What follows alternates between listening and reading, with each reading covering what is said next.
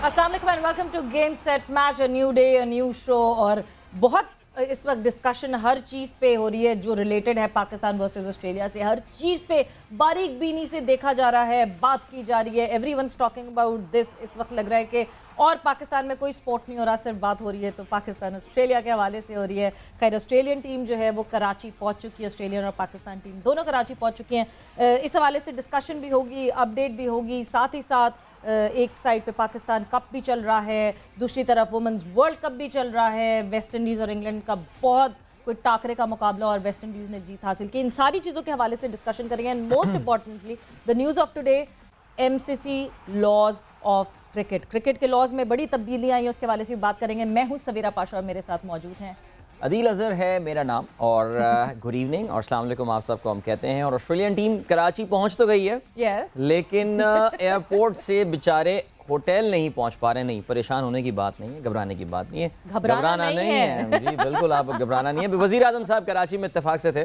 सियासी खबरें तो आप सुन ही रहे होंगे, उससे एक ब्रेक लेने के लिए अच्छा हुआ कि आपने गेम सेट मैच ट्यून कर लिया है।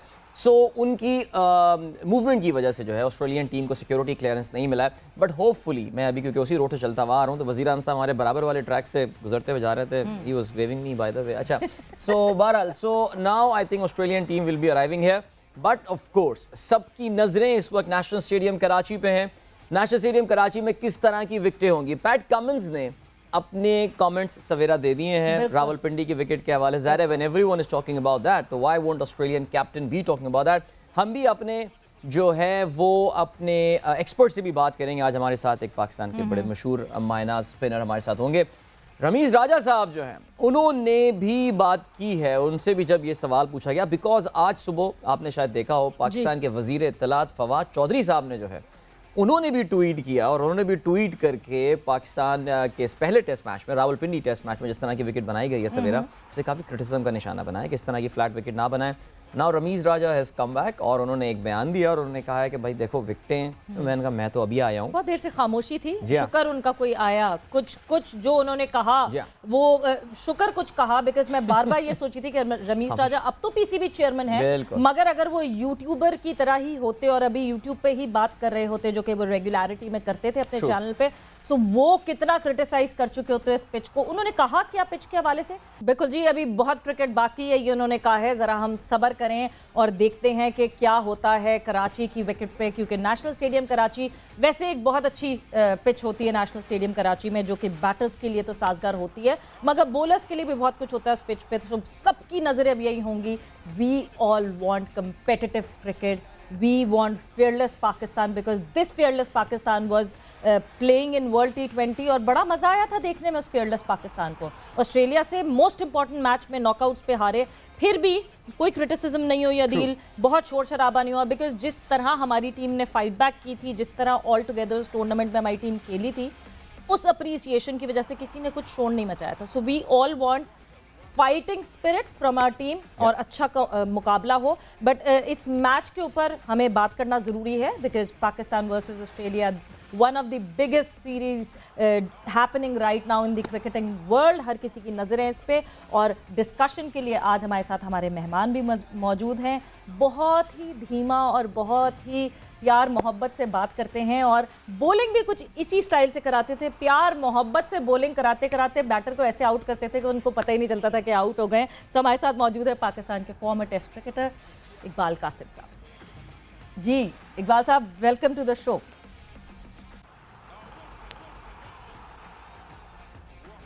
बहुत शुक्रिया। सो गेम सेट मैच में आपको हम खुशामदीद कहते हैं इकबाल साहब। बिल्कुल अर्ज करें, बिल्कुल अर्ज करें। जी जी शुक्रिया, बहुत बहुत शुक्रिया। देखिए, ये असल में एक तो हमें ये ख्याल रखना चाहिए कि ऑस्ट्रेलिया 24 साल बाद पाकिस्तान का दौरे पे आई है, और वो भी बड़े रिलेक्टेंट होते थे पहले आने में इसमें, और इस दफ़ा बड़े खुले दिल के साथ वो लोग आए हैं। तो हमने वेलकम तो उनको बहुत अच्छा किया, बहुत अच्छी तरीके से हमने उनको वेलकम किया, उनको सहूलतें भी बहुत अच्छी दी हैं।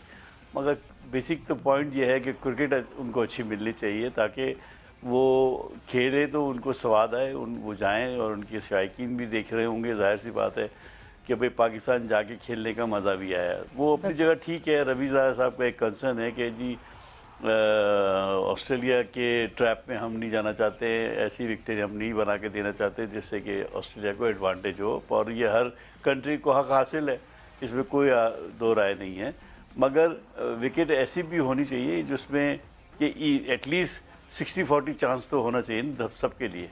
तो ये मेरा मानना है। और ख़ास तौर पे पिंडी की विकेटों पर कभी मैंने ऐसा नहीं बिहेवियर देखा जो इस दफ़ा था, कि बहुत स्लो विकेट थी, बहुत टाइम दे रही थी, बाउंस भी उस पर कम था, जोर लगाते थे उस पर एक आध बाउंसर्स मिल जाता था, मगर वो उसमें टाइम बहुत था, तो खेलने में आसानी थी। तो बॉलरों के लिए तो कुछ भी नहीं था। जाहिर सी बात है उनकी स्ट्रेंथ तो फास्ट बॉलिंग है, वो तो चिल्लाएंगे, शोर मचाएंगे कि भाई उनकी विकेटें बहुत ही डेड थी, इसमें कोई बात नहीं। लेकिन हमारे पास भी बॉलिंग कम नहीं थी। अगर हम ट्राई करें तो हमारे जो शहनशाह अफरीदी हैं, शाहीन आफरीद, नसीम शाह हैं, ये बॉलर अच्छे हैं, फास्ट बॉलर बहुत अच्छे बॉलर्स हैं, उनमें शुमार होते हैं और बड़ा दुनिया में नाम है इनका, तो हम चांस ले सकते थे। मगर मेरा ख्याल है पहला मैच था, आई थिंक टीम ने भी थोड़ा सोचा है कि ज़रा प्रैक्टिस कर ली जाए अच्छी सी, और उसके बाद शायद आइंदा दो जो टेस्ट मैच है उसके अंदर विकेटों का बिहेवियर कुछ डिफरेंट हो। इकबाल साहब देखिए, विकेटों का बिहेवियर तो ज़ाहिर है कराची में हम उम्मीद यही करेंगे कि काफ़ी हमें एक स्पोर्टिंग सा या स्पोर्टिंग सा ट्रैक या सपोर्टिंग सा ट्रैक, जो भी हमारे दोनों टर्मिनोलॉजीज इंटरचेंजेबली वैसे इस्तेमाल हो रही होती हैं, it actually makes me wonder at times what's the right terminology. लेकिन खैर एनीवे, इकबाल साहब देखिए, विकेट का डेड होना तो अपनी जगह थी, लेकिन पाकिस्तान की बैटिंग अप्रोच पे भी तो कुछ बात हमें करनी पड़ेगी ना। जनरली देखिए माशाल्लाह आपने कितने टेस्ट मैच पाकिस्तान के लिए 50 के करीब खेले हैं। जनरली हम ये देखते हैं कि दूसरे दिन आप अपनी फाउंडेशन ले डाउन करके पहले दिन दूसरे दिन थोड़ा तेज़ खेलना शुरू करते हैं, आते हैं जब भी आप टारगेट करते हैं 550-600 रन करते हैं। इस डेड ट्रैक पे भी पाकिस्तान ने ऑस्ट्रेलिया को ऑल आउट किया। ऑस्ट्रेलिया की बैटिंग लाइनअप कोई आसान बैटिंग लाइनअप नहीं है। ऐसा नहीं हो सकता था कि थोड़ी कम से कम इंटेंट पाकिस्तान अपनी बैटिंग में ही दिखा देता इस फ्लैट विकेट को काउंटर करने के लिए? पाकिस्तान की बैटिंग अप्रोच पे कुछ आपकी कुछ कमेंट्स इकबाल साहब। बिल्कुल आपकी बात से मैं मुत्तफिक हूँ इस बात से कि पाकिस्तान ने जब ऑप्ट किया बैटिंग के लिए, और एक पहला घंटा 1.5 घंटे के बाद जब ये विकेट्स ड्राई अप हो गई और बैटिंग के लिए अच्छी बन गई, तो उसके बाद पाकिस्तान को अपना पेस बढ़ाना चाहिए था। मगर देखिए असल रीज़न हमें ढूंढना चाहिए कि ऐसा क्यों, हमारे प्लेयर ऐसा क्यों खेलते हैं। वाई इसलिए खेलते हैं कि इनको इनसिक्योरिटी है। ये पहले अपनी पोजीशन को फिक्स करते हैं, वो सेव करते हैं अपने आप को, बाद में टीम का सोचते हैं। अगर वो पहले से इनको अगर फेयर फ्री खिलाया जाए और उनको कहा जाए कि भाई आप ही ने सब ये सीरीज़ खेलनी है और आप खुल के खेलिए, और पाकिस्तान की जो हमारा टारगेट है ये आप बना के दीजिए, तो मैं समझता हूँ कि वो ज़्यादा बेखौफ होकर खेलेंगे। अब होता ये है कि अभी इमामुल हक की मैं बात करूँ, वो इतने अरसे बाद चॉप इन बाहर बैठे रहे। अब जब उनको खिलाया तो ऑब्वियसली बात है उस बच्चे से आप एक्सपेक्ट नहीं करते कि वो आते ही तेज़ खेलना शुरू कर देगा। वो पहले अपनी पोजीशन को सिक्योर करेगा। ऐसी अजहर अली है, वो भी इन एंड आउट हो रहे थे, उन्होंने भी अपनी पोजीशन को बेहतर किया। तो ये दोनों player, major chunk of the play जो था वो इन दोनों के हाथ पे ही था। तो इन्होंने तकरीबन 700 बॉलें खेली हैं दोनों ने। तो स्कोर का जो एवरेज रेट था वो कम होने की वजह ये थी कि हमारा जो ओपनर्स जो थे उन्होंने बहुत टाइम दिया, उन्होंने सेटल होने में और इसको बढ़ाने में, और ये स्ट्रैटेजी का फॉल्ट है। मैं समझता हूँ ड्रेसिंग रूम के अंदर जो बैठे हुए थे, जो ये काम देख रहे हैं, उनका फ़र्ज़ बनता था कि वो या तो मैसेज देते या लंच पे या टी पे उनसे बातचीत करते कि भाई ठीक है आपने अपनी पोजीशन ठीक कर लिया, चलें अब स्टार्ट करें, खेलें, हम चाहते हैं टारगेट। ऐसा लगता है कि कोई स्ट्रेटजी थी ही नहीं, बस छोड़ा हुआ था कि आप अपने लिहाज से खेलते रहें और वो खेलते रहे, बैटिंग अपने मज़े से करें। तो ये फॉल्ट नज़र आया है जो इसको दूर करने की ज़रूरत है। इकबाल साहब आप कह रहे हैं स्ट्रैटेजी थी नहीं, मुझे तो लगता है कि स्ट्रैटेजी डे 1 से यही थी कि जी ड्रॉ करना है मैच। हमारा जो फोकस था वो था ड्रॉ करना है, बिकॉज पहले दिन ठीक है समझ आती है, हमारी मैनेजमेंट भी बहुत डरी हुई होगी, बिकॉज ये वो टीम है जो कितने साल बाद आ रही है। हमारी बैटिंग कोलैप्सेस हमने बहुत देखे हैं, बड़े हमारे बैटर्स जो हैं वो बैटिंग लाइनअप्स कोलैप्स हो गई हैं।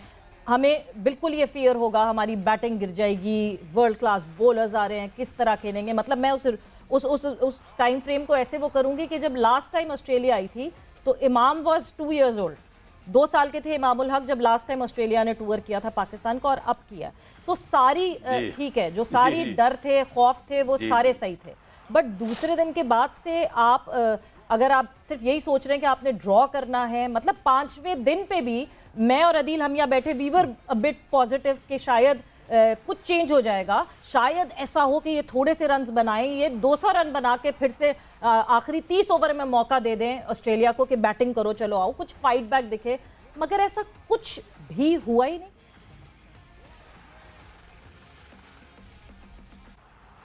नहीं, मेरे ख्याल है, देखिए वो आपकी बात दुरुस्त है। इन्होंने इस तरफ जो टीम के जो स्ट्रेटजी बनाने वाले लोग थे, उन्होंने कोई ऐसा कॉन्क्रीट प्लान नहीं किया था। उन्होंने सिर्फ ये थोड़ा सा बैटिंग करो भाई, जितनी देर खेल सकते हो खेलो, वो यही एक स्ट्रेटजी मुझे जो नज़र आ रही थी। और उसके बाद अचानक ही मैंने देखा कि एक या 2 ओवर पहले इन्होंने उसको डिक्लेयर किया। उसका फिर रीज़न नहीं बनता था कि कोई फ़ायदा कोई नहीं था कि वो आपने इतना लेट कर दिया। अगर डिक्लेयर भी करना था तो बहुत पहले करना चाहिए था, या मैच लंच के बाद से थोड़ा तेज़ ही खेल लेते कम अज़ कम। मेरे हिसाब से जब डिक्लेयर किया उस वक्त 100 रन कम थे हमारे। अगर ये 479 की बजाय हमारे 570 के करीब होते तो वो ज़्यादा बेहतर होता, प्रेशर पड़ना था। बट आपको पता है कि ये सिलसिला ऐसे ही चलता है, और ये स्ट्रैटेजी जो है वो बनाने के लिए दिमाग का इस्तेमाल करना ज़रूरी है, जो मैं समझता हूँ जब तक कि वहाँ पर अच्छे प्लानर नहीं होंगे तो बड़ा मुश्किल है। एब्सोल्युटली इकबाल साहब, अब ज़ाहिर है पिंडी टेस्ट तो अब एक माजी का किस्सा बन चुका है। पैट कमिंस का आज बयान आया था, उन्होंने कहा था जी पाकिस्तान ने जानबूझ के डेड ट्रैक बनाया था बिकॉज वो उनकी पेस बॉलिंग को, उनकी फास्ट बॉलिंग को जो है वो न्यूट्रलाइज करना चाहते थे। बहरहाल ये कमेंट्स तो जारी रहेंगे, और इससे डाइवर्ट होने का जो बेस्ट तरीका है वो ये है कि अब फोकस किया जाए नेशनल स्टेडियम कराची में होने वाले मैच के हवाले से। आपकी भी बड़ी ज़बरदस्त यादें वहाँ से वाबस्ता हैं, और आई थिंक आपके जो बेस्ट फिगर्स हैं 11 विकेट्स वो भी अगेंस्ट ऑस्ट्रेलिया ही आपने जो है वो हासिल किए थे। तो अभी हम आने वाले मैच की तो हम बात करेंगे, कुछ ज़रा माजी के झरोकों में ले जाएं। 1980 फरवरी की ये बात है Iqbal Sahab. I wasn't even born, it was the year of my birth by the way, so I have revealed the secret. एज नोट कर ले, I have revealed the secret. So कुछ ज़रा इसके हवाले से इकबाल साहब कुछ अपनी याददाश्त शेयर करें कुछ उस मैच की पहले।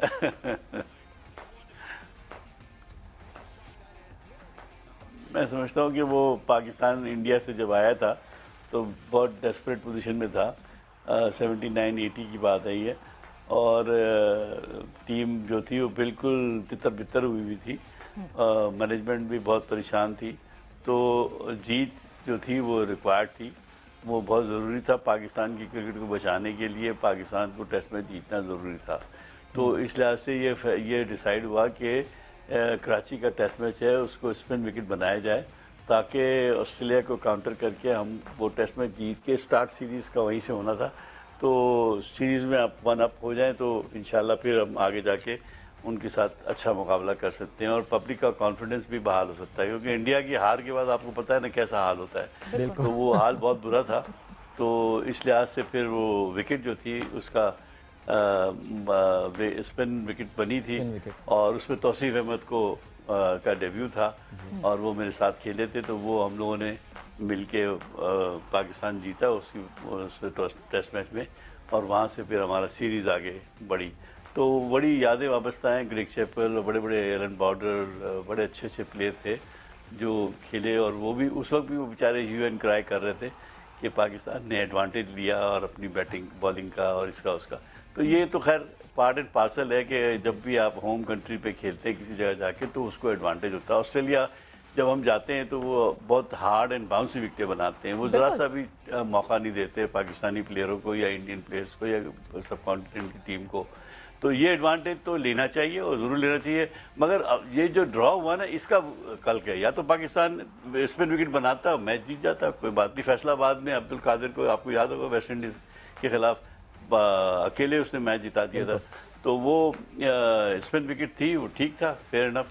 तो अगर हम जा रहे हैं और हम चाहते हैं कि टेस्ट मैच जीतें तो स्पिन विकेट बना लें, कोई बात नहीं है। बना के मैच जीतें, तो ताकि पब्लिक को भी मज़ा आए और हम क्या भी हमारा भी फ़ायदा भी हो उसके अंदर। मगर ये डेड विकेटें बना के तो आपने सिवाय उनको प्रैक्टिस भी हो गई, आपके बैट्समैनों के भी प्रैक्टिस हो गई। अब जो है अब यहाँ से मेरे ख्याल में 2 टेस्ट मैच रह गए हैं, इसमें कराची टेस्ट मैच जो है अब इस लिहाज से इम्पॉर्टेंट हो गया कि यहाँ पर थोड़ी सी विकेटें बाउंसी या थोड़ा सा ट्रैक तेज़ मिलेगा आपको, और यहाँ समंदरी हवाएं शाम को चलती हैं, बॉल स्विंग भी होगा। तो अब देखिए कि किस तरीके से ये अप्रोच करते हैं और पाकिस्तानी बैट्समैन ऑस्ट्रेलियन बॉलिंग का। तो पहले 1-2 दिन तो डेफिनेटली फास्ट बॉलर को हेल्प मिलनी चाहिए। अगर तो ये वही कराची की विकेट रहती है, कराची की विकेट की एक करैक्टरिस्टिक है जी, एग्जैक्टली अगर तो ये वही कराची की विकेट रहती है जिसको मैनूवर ना तो किया जाए, हो सकता और कराची ये की तीसरे चौथे दिन कराची की वैसी ही विकेट रहे, क्योंकि आपने बिल्कुल सही बात की कि होम एडवांटेज उठाना हर बोर्ड का राइट है। और आप रैंक टर्नर्स बनाएं, कोई बात नहीं, रैंक टर्नर्स बना के आपने देखा बांग्लादेश ने क्या हाल किया, न्यूजीलैंड का और ऑस्ट्रेलिया का। सो रैंक टर्नर्स बनाए, मगर फिर उस रैंक टर्नर से जीते भी तो फिर आपको वहाँ पे जीत हासिल होगी ना, कि आपने जी रैंक टर्नर बना के ट्रैप किया विजिटिंग टीम को और फिर आप जीते।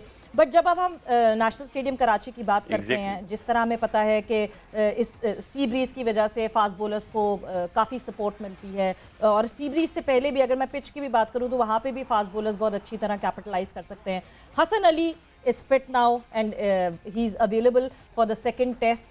तो आपको लगता है कि एक चीज़ जो हम रावलपिंडी में सबसे ज़्यादा मिस कर रहे थे कि हमारा जो ट्रायो था फास्ट बॉलर्स का वो कंप्लीट नहीं हुआ था।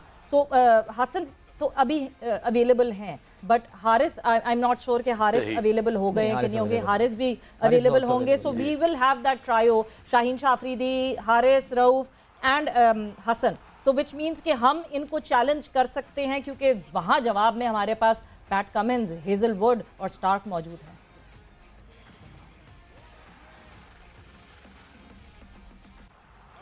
आपकी बात दुरुस्त है सवेरा। अगर आपने टेस्ट में जीतना है या एटलीस्ट ऑस्ट्रेलिया को कॉम्पीट करना है तो आपको अपनी बॉलिंग को कॉम्पैक्ट रखना है। 4 बॉलर से काम नहीं चलेगा, यू नीड 5 बॉलर्स, चाहे वो आप स्पिन को स्ट्रेंथ करें चाहे वो फास्ट बॉलिंग को स्ट्रेंथ करें, मगर you definitely need fast bowlers. 5 आपको बॉलर चाहिए होंगे, वरना ये 5 दिन का टेस्ट मैच जो है वो इतना लंबा चल नहीं सकता। तो ये ज़रूरी है कि अगर हसन फिट हो गए तो ही इज़ अ ग्रेट, बहुत एफर्ट्स करने वाले बॉलर हैं, बहुत मेहनती बॉलर हैं और लंबा स्पेल करते हैं। आई थिंक अगर वो खेल सकते हैं तो ज़रूर खिलाना चाहिए उनको। और जो स्पिन डिपार्टमेंट है, मैं समझता हूँ कि उसको अभी आपका नौमान तो मुझे बेहतर लगा है कि वो उसको अब आउट करते करते आइडिया भी हो रहा है, आहिस्ता आहिस्ता वो बेहतर बॉलिंग कर रहा है। मगर साजिद से मैं तवक्को करता हूँ कि वो स्टंप्स के अंदर गेंदें करें, ज़्यादा एक्सपेरिमेंट नहीं करें और ज़्यादा विकेटें लेने की कोशिश नहीं करें। आप एक लाइन के ऊपर गेंद करें और बैट्समैन को रन बनाने से रोकें, ऑटोमेटिकली गेंद टर्न होता है, ब्रेक होगा, कुछ न कुछ होगा। तो वो आज की क्रिकेट जो है ना वो रोकने वाली नहीं है। हमारे सिवाय पाकिस्तानियों के हर जगह क्रिकेट जो है, चाहे टेस्ट क्रिकेट हो चाहे वनडे हो, मतलब शॉट्स खेलते हैं लोग, इम्प्रोवाइजेशन है, तो वो उसमें चांस होता है आपको आउट करने का। तो इस लिहाज से मैं समझता हूँ कि अगर 5 बॉलर के साथ जाएं तो आपको फ़ायदा होगा। ऑस्ट्रेलिया के कप्तान पैट कमिंस ऑलरेडी सवेरा ये ऐलान कर चुके हैं कि बाकी मानदा टेस्ट मैचेस में वो 2 स्पिनर्स के साथ, 2 फुल टाइम स्पिनर्स के साथ उतर रहे होंगे। So there is every confirmation that Australia 5 bowlers के साथ बाकी सीरीज़ जो है वो खेल रहा होगा। जैसा कि इकबाल कासिम साहब ने कहा कि दैट्स द राइट स्ट्रैटेजी। वैसे इकबाल साहब का जब भी इनसे बातचीत होती है, जब भी जिक्र होता है, ये पाकिस्तान के उन बहुत ही कम ओहदेदारान में से रहे क्रिकेट बोर्ड के जिन्होंने इखलाकी जिम्मेदारी कबूल करके ओहदे छोड़े। मुझे याद है कि एक सीरीज़ हमारे थे तो चीफ सेलेक्टर हुआ करते थे, वो इकबाल साहब ने कहा यार किसी को तो somebody has to take responsibility। नहीं सीरियसली नहीं, मैं ये तो बड़ी हैरानी की बात, बल्कि उसके बाद हमारा पीटीवी पे एक प्रोग्राम था और मैं उनसे ये कहता, मैं इकबाल साहब क्यों भाई, चल रहा था काम, चलते रहते, कहने लगे यार कभी तो ये रिवायत डले कि कोई इखलाकी जिम्मेदारी कबूल करके जो है, ये गालिबन ऑस्ट्रेलिया से सीरीज़ थी, क्या सीरीज़ थी मुझे याद नहीं है। सिलेक्शन पे अब क्योंकि आप सिलेक्शन कमेटी के चेयरमैन ज़ाहिर रहे हैं, हाल ही में क्रिकेट कमेटी के भी आप मेंबर थे, सो अब एक डिस्कशन जो था वो तो ख़त्म हो गया बैटिंग के हवाले से, बिकॉज हमारा भी ये ख्याल था कि गालिबन शान मसूद को जो है वो मौका दिया जा सकता है और पॉसिबिलिटी है कि अब्दुल्ला शफीक को जो है वो उनके लैक ऑफ एक्सपीरियंस की बुनियाद पे बड़ी सीरीज़ है उनको साइड पे रखा जाए। ऐसा तो नहीं होता सर कि इस तरह की सीरीज़ या इस तरह की जो पिचेस हैं, I am sorry I am heading back to Rawalpindi because this relates to the next test match, अक्सर कुछ खामियों पे पर्दा भी डाल देते हैं और बहुत सारी वीकनेसेस छुप जाती हैं और जहां थोड़ी सी ट्रैक में मूवमेंट शुरू होगी उधर आके प्लेयर एक्सपोज हो जाते हैं। तो शान मसूद के लिए तो अब लग रहा है कि खुदा न खास्ता कोई इंजरी ना हुई तो ये सीरीज़ तो अब ख़त्म हो गई है।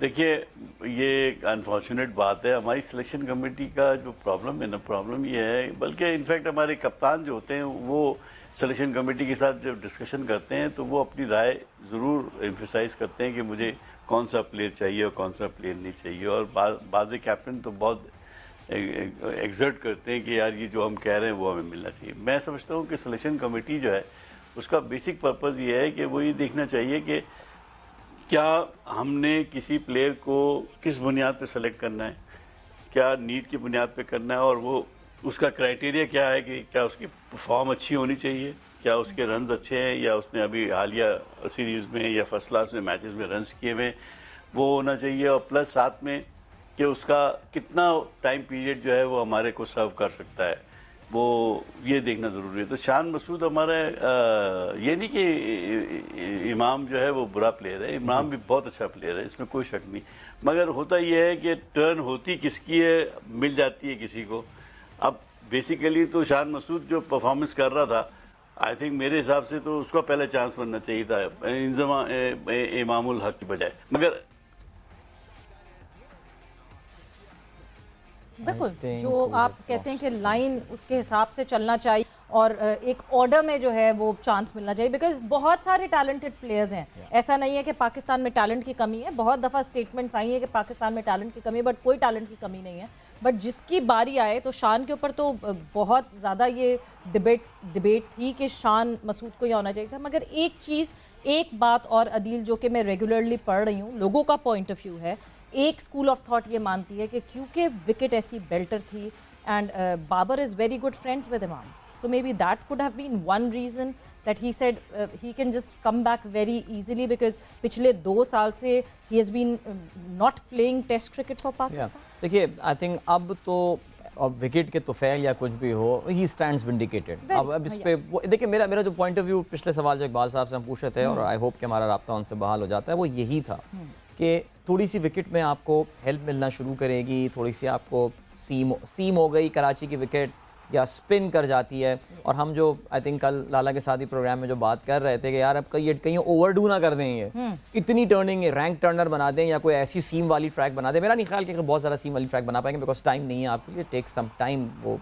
उस क्वालिटी को लाने के लिए, बट कहीं ऐसा ना हो कि उल्टा आपको जो है ना लेने के देने पड़ जाए, और वहाँ पे असल इम्तिहान होगा खिलाड़ी का और वहाँ पे आपको पता चलेगा कि कौन कितने पानी में है। सो बहरहाल अभी तो as I said earlier the decision stands vindicated, और आई टोल्ड यू सो वाली बात आ गई है। मैंने बोला था, मैंने कहा था ना आपको कि देखें ये चलेगा बंदा, अब चल गया है, इस विकेट पे कोई भी चल सकता था, कहा जा सकता है, but let's see, I think अगला टेस्ट बड़ा इम्तिहान होगा इन दोनों का, बहुत बड़ा इम्तिहान होगा, बिकॉज आपने एक दफ़ा अपनी रेपुटेशन सेट कर ली है अब इस सीरीज़ में, now you have to stay with that, और परफॉर्मेंसेस वही अच्छी होती हैं जो कि आपको कंटिन्यूसली वो परफॉर्मेंसेस आ रही हों। रिलायबिलिटी फैक्टर एक प्लेयर के लिए सबसे ज़्यादा इंपॉर्टेंट फैक्टर होता है, वरना एक दफ़ा की इनिंग्स बहुत सारे प्लेयर्स ने खेली और फिर खो गए वो कहीं डोमेस्टिक में वापस, क्योंकि वो कंसिस्टेंट नहीं थे। सो consistency is the key. So let's see and best wishes to Abdullah Shafique and Imam के वो इसी तरह जिस तरह दमदार बैटिंग उन्होंने रावलपिंडी में की है उसी तरह दमदार बैटिंग वो यहाँ कराची में करके दिखाएं।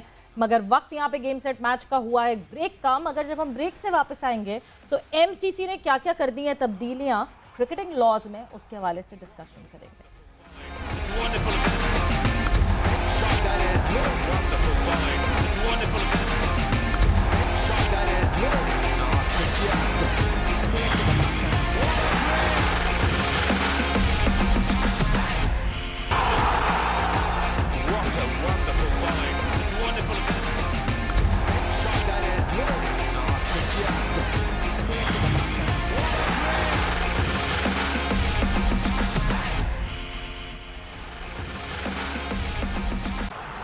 And welcome back to game set match. Discussion हमारी हो रही थी पाकिस्तान वर्सेस ऑस्ट्रेलिया के हवाले से, और टीम ऑस्ट्रेलिया एंड पाकिस्तान जो है वो आज कराची पहुंच गए हैं। कराची में काफ़ी देर एयरपोर्ट पे जिस तरह आपने बताया उनको इंतज़ार करना पड़ा, बट एक्चुअली क्या सिचुएशन हुई, क्या सिनेरियो हुआ, उसके हवाले से ज़रा डिटेल में जानते हैं, क्योंकि हमारे कोरेस्पॉन्डेंट हुज़ैफ़ा वहाँ मौजूद थे। हुज़ैफ़ा इस वक्त हमारे साथ बीपर पे मौजूद हैं। जी हुज़ैफ़ा, क्या अपडेट है, कितनी देर इंतज़ार करवा दिया हमने ऑस्ट्रेलियन टीम को?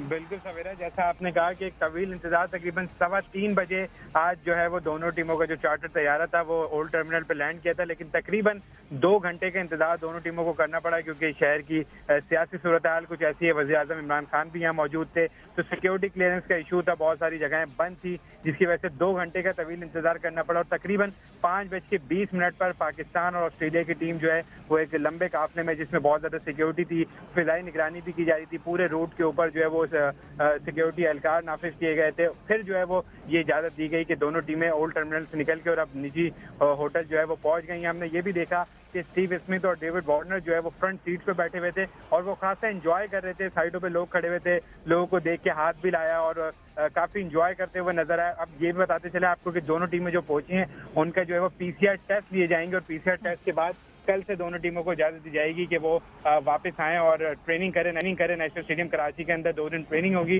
जबकि हफ्ते से जो है वो नेशनल स्टेडियम कराची में दूसरा टेस्ट मैच जो है वो खेला जाना है। जी जी मेरे ख्याल से I think thank you for the update हम बोलेंगे, बहुत शुक्रिया, बिकॉज ज़ाहिर है हम पहचान गए हैं। पर ये अच्छी बात मुझे अच्छी लगी, हुज़ैफ़ा ने ये अच्छी बात बता दी कि भाई वो आगे फ्रंट सीट पे Dave Warner, I think Dave Warner ना सेट हो गया, he's having a ball of a time, I'm telling you। मतलब आपको दिख रहे हैं अगले पीएसएल में? मैं तो देखे, मैं तो पहले ही भविष्यवाणी कर चुका हूँ इस चीज़ के हवाले से कि ये ऑस्ट्रेलियन प्लेयर आपको इंशाल्लाह बड़ी तादाद में नजर आएंगे, और ये एक था साइकोलॉजिकल बैरियर, और इंशाल्लाह न्यूजीलैंड का दौरा भी हो जाएगा तो उसके बाद भी आप देखेंगे कि वहाँ से भी प्लेयर्स आपको आते हुए नजर आएंगे। ये सिर्फ एक साइकोलॉजिकल बैरियर था, इंशाल्लाह इस सीरीज के बाद खत्म हो जाएगा। यानी we needed to break the ice and we have broken the ice already, and I hope ये पूरी जो सीरीज है वो बहुत अच्छे से गुजरे और अब हमें कंपेटिटिव मैचेस देखने को मिले। बहुत ज़्यादा हमारी इस पर फोकस है कि कंपेटिटिव मैचेस, बट और क्रिकेट को कंपेटिटिव बनाने के लिए एमसीसी ने की है रूल्स की तब्दीली, और जब लॉज की बात करते हैं, लॉज ऑफ क्रिकेट की चेंजेस हुए हैं एमसीसी की तरफ से। अदिल, बहुत सारी चेंजेस हुए हैं, बट मज़े की बात यह कि क्रिकेट इतने साल तक खेलने के बाद कोविड ने एमसीसी को ये सिखाया कि सलाइवा लगाने की कोई ज़रूरत ही नहीं थी बॉल पे। भाई हम पुराने बॉलर्स को देखते रहे कि वो तो सलाइवा ही, बॉल कम सलाइवा ही सलाइवा होता था ज़्यादा, अब तो नहीं उसमें तो आई थिंक इसकी जो एपिक्स पे पहुंचे थे वो तो वकार यूनुस थे, वो थूक लगा के वो तो जबान से चाट लिया करते थे। मुझे याद है कि वो I think Tony great commentary कर रहे थे और वकार यूनुस, हो सकता है, और वकार यूनुस जो है अपनी जबान से वो बॉल को यूं चाट रहे थे, तो टोनी ग्रेट ने बोला था कि यार as a human being I am telling you to the young boys don't try this at home, alright, तो ना करें। तो बहरहाल ये अब उन्होंने इस पे पाबंदी लगा दी है, तो आपको अपने पसीने को जो है अपने स्वेट को इस्तेमाल करना पड़ेगा। सो थूक की भी हैसियत अब वही हो जाएगी जो वैसलीन या कोई अगर आप शाइनर वगैरह इस्तेमाल करके जिस तरह बॉल की कंडीशन, इसको टेम्परिंग के ज़ुमरे में जो है वो अब लाया गया है। दूसरा जो बड़ी तब्दीली हुई है वो ये कि एक मेजर स्टिग्मा रिमूव कर दिया गया है मैनकडिंग के हवाले से।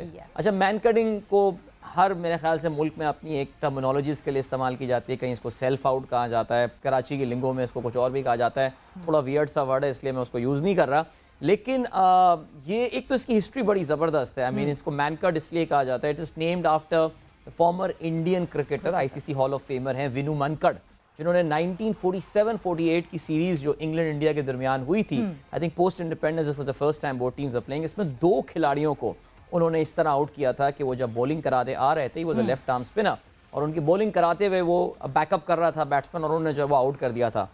क्रिकेट के रूल के मुताबिक दिस वाज आउट, इसमें कोई शक नहीं था, बट इसको अनफेयर प्ले कहा जाता था कि यार ये आप ना देखें, ये against the spirit of the game के। अब वो और इसमें एक विलन के तौर से ना बॉलर को प्रेजेंट किया जाता था कि यार देखो ये गेम की जो खूबसूरती है उसको दाग लगा रहा। भाई अब मैं भी बड़ा हैरान रहता था, भाई आइदर देयर इज आउट और इट इज नॉट आउट। अब मैं किसी को एलबीडब्ल्यू कर रहा हूं तो मैं कौन सा गेम की रेपुटेशन को नुकसान पहुंचा रहा हूं, मैंने इनको आउट किया है। उसमें आता था कि यार आप वार्न कर दिया करते थे कि वार्न कर दो वरना, तो अब इन्होंने कह दिया नहीं जी, this is a run out now, ये रन आउट शुमार होगा।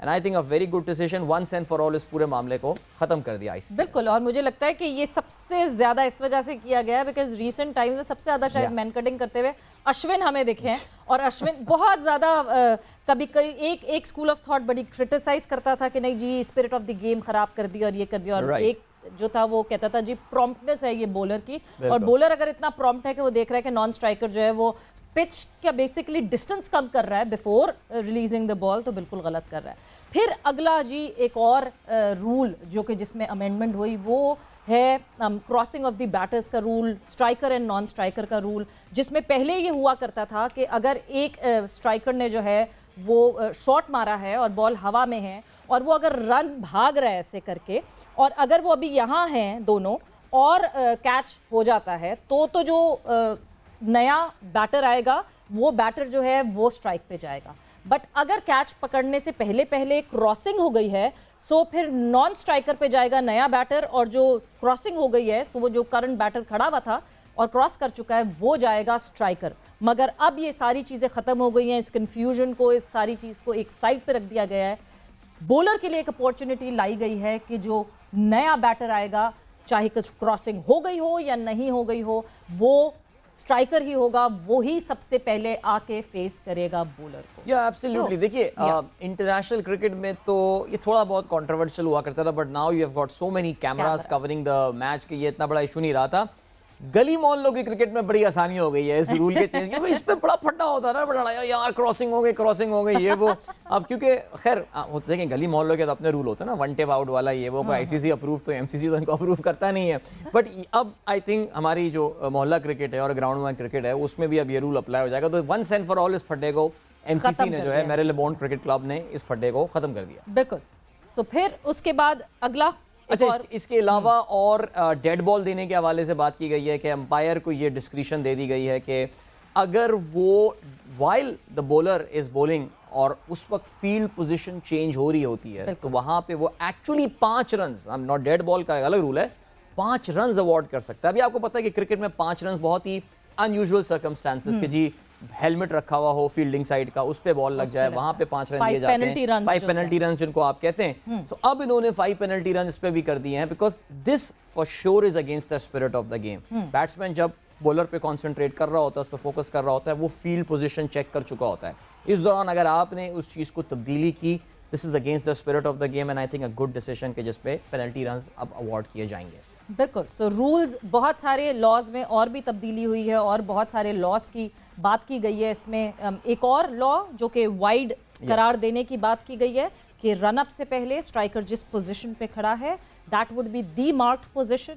उसके बाद बॉलर ने बॉल की, वेदर स्ट्राइकर इधर से मूव करता है या नहीं करता है, अगर वो वाइड के जुमरे में होगी तो वाइड कहलाएगी। इट डज नॉट मैटर कि स्ट्राइकर कितना आगे बढ़ा और कितना नहीं आगे बढ़ा, वेदर वो वाइड होगी तो वो वाइड कहलाएगी। ये काफी कंट्रोवर्शियल एक फैक्टर है। नॉर्मल बैटिंग पोजीशन की डेफिनेशन क्या है? नॉर्मल बैटिंग पोजीशन क्या होगी? यानी वो उस वक्त होगी कि स्ट्राइकर जो जैसे कि आमतौर से गार्ड लेते हैं वो लेग स्टंप से गार्ड ले रहे होते हैं, कुछ मिडिल स्टंप से, लेकिन आपने देखा है कि इन द डेथ ओवर वो उल्टी सीधी पोजीशन पे बैट्समैन आगे खड़ा हो जाता है।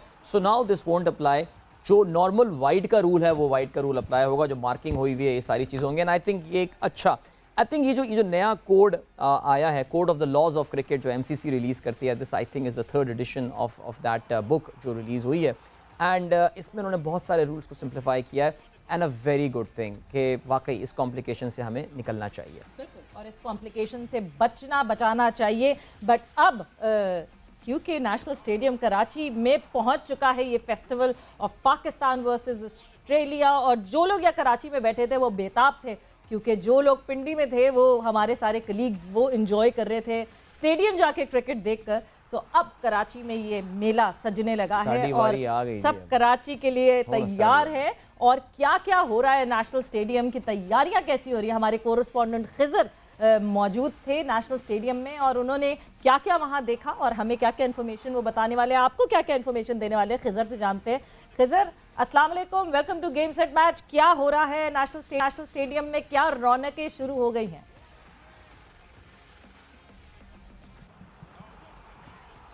वालेकुम अस्सलाम सवेरा। और जिस तरह आप और अदील मज़े के हमें जो रूल्स चेंजेस हुई हैं वो बता रहे थे। तो आपने मुझसे पूछा कि मैं क्या देख रहा था, तो हम तो नेशनल स्टेडियम की बहुत देर से बस पिच देख रहे हैं। तो कहीं कुछ दिनों के बाद ये भी ना आ जाए कि भाई न्यूट्रल पिच क्यूरेटर आएगा, क्योंकि जिसका ग्राउंड उसके पिच होती है वैसी कंडी है, और फिर बाद में पिचेस पर बहस होती रहती है। तो सबसे ज़्यादा फोकस ना सिर्फ नेशनल स्टेडियम में बल्कि नेशनल स्टेडियम से लेकर ऑस्ट्रेलिया तक जो अब आने वाला मैच है उसके पिच पर है। और वो कहा जाता है ना कि स्पोर्टिंग पिच या सपोर्टिंग पिच, तो यकीनन यही कहा जा रहा है कि बिल्कुल सपोर्टिंग पिच तैयार की जा रही है। और शायद पाकिस्तान को भी अब इस जहन के साथ मैदान में उतरना होगा कि हमने जो आखिरी बड़े इवेंट्स जीते हैं वो अपने फास्ट बॉलर की स्ट्रेंथ के साथ जीते हैं, चाहे वो आमिर का बॉलिंग स्पेल हो, फिर शाहीन शाह अफरीदी का हो। तो इसी स्पेल के साथ, इसी स्पिरिट के साथ फिर हमें भी अपने फास्ट बॉलर पर भरोसा करना होगा। साथ साथ नेशनल स्टेडियम कराची में तैयारियां जारी हैं। तो ये वही ग्राउंड है, अभी मैं यहाँ का ओनर्स बोर्ड देख रहा था जिसमें 313 रन भी लगाए हैं एक बल्लेबाज ने। फिर इसके अलावा फिर जावेद मियादाद के भी 211 रन हैं, यूनुस खान के 313 रन हैं, शुएब मोहम्मद के 200 से ज़ायद रन हैं। फिर इसी तरह काफ़ी जो बॉलर्स हैं उन्होंने 10-10 विकेटें भी ली हैं। तो बॉलर्स को भी सपोर्ट करती है ये विकेट, बैट्समैनों को भी सपोर्ट करती है। और नताइज कुछ ऐसे हैं कि पाकिस्तान को हराना इस ग्राउंड में बड़ा मुश्किल होता है। ज़्यादातर मैचेस पाकिस्तान ने जीते हैं, सिर्फ 2 शिकस्त पाकिस्तान के हिस्से में आई हैं।